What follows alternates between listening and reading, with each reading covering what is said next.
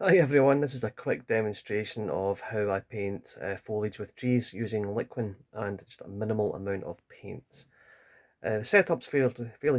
Just go into that just now with, you can see there's a little drop of Liquin in the middle of the palette, some ivory black, cerulean blue, cad yellow, or you could use lemon yellow, as long as it's a high chroma yellow, that's what you need, and a bit of titanium white. So what we do is take a little bit of the black, add this to the Liquin. Now normally I would recommend using sort of no more than 20% Liquin into the paint mix in order for it to retain its strength in the film for the pigments. However, you'll see it in a minute or two how this is actually going to pan out. So what I want to do is create a sort of milky texture. That's about right. And the next thing we're going to need is an old splayed brush. The older and more used, the better.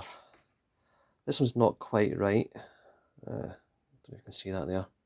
See, the ends are getting to be a bit splayed there. That's really what you're looking for, is something that's going to provide a disrupted pattern. And the other thing you'll need is a good old fan brush. I know Bob Ross uses these for trees, but I'm going to show you a different way of doing it. So you take your brush, dab that into the Liquin. This is the quick sketch I did. Basically just looking to block in so that the trees get a rough idea of the shapes. And then just gently dab to indicate areas of shadow. Just a light touch, you don't need much product on it at all. As I said, the more splayed the bristles are, the actual better the end result's going to be. All you have to think about is where the shadow's likely to be, what side's the light coming from, then put more black dabs on the opposite side. Just add a bit more Liquin there.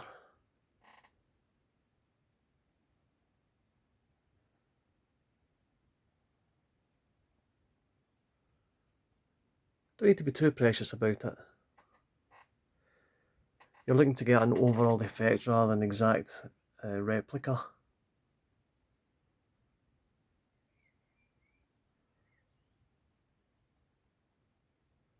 It should be there forever. If you were to paint every single leaf in the foliage, it would take an absolute age. Try and get away from the glare there.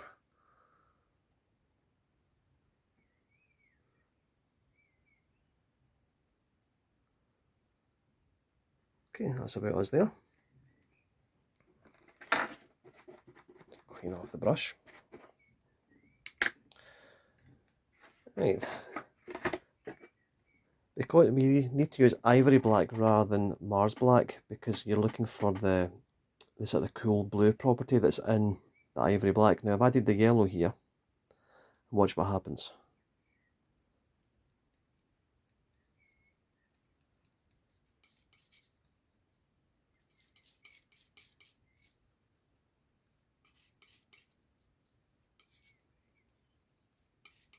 Get a lovely green.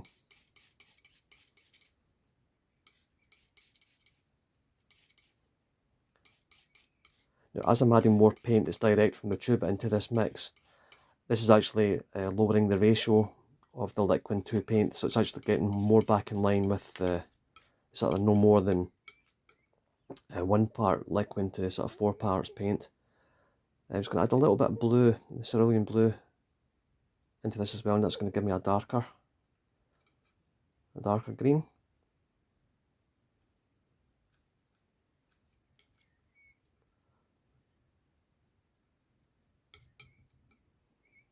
Okay. Now what we're going to do with the fan brush, we're going to use it in a bit of a different way. We're only going to be using one corner of it, like this. I'm going to start with the darkest area first of all. Now you load quite a bit of paint on it, and you hold the brush at an angle like that, 45-degree angle kind of downward, and just gently dab.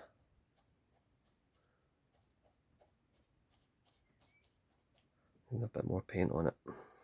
It's a bit of an experimentation till you get it right, but once you get the consistency right, there you go.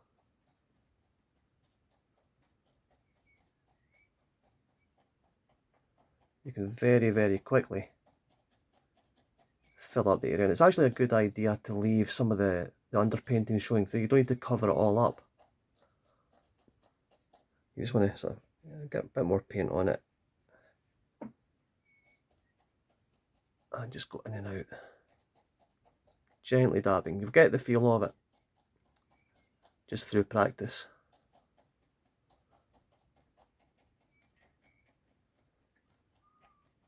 And just so as you can see, I'm only using that one side of the brush.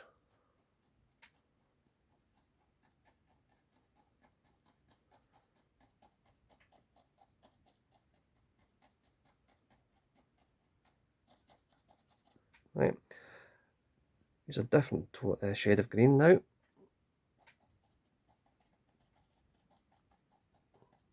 Same idea again.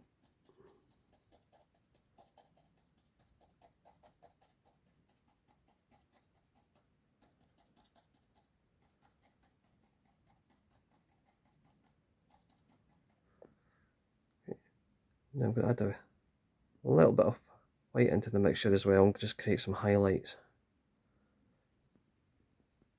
Again, exactly the same idea.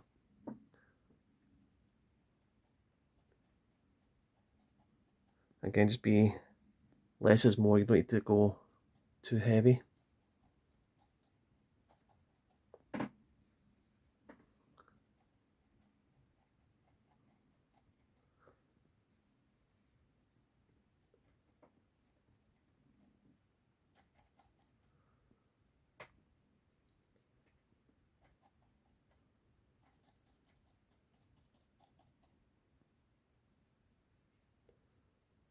And you can just work your way around the rest of the foliage. You can see there it's